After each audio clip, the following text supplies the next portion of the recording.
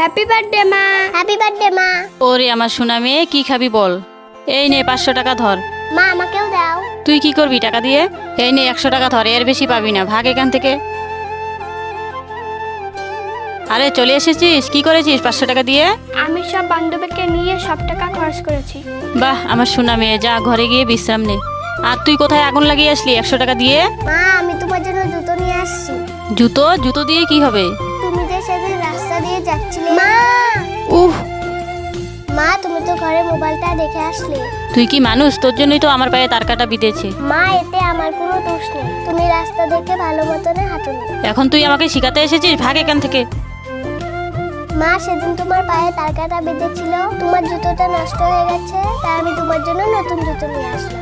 আমি তোকে খুব কষ্ট দিয়েছি সৎ মেয়ে বলে, তুই আমাকে ক্ষমা করে দে। মেয়েটি তার সৎ মায়ের সাথে কাজটি ভালো করলো না খারাপ করলো আপনারা কমেন্টে জানান।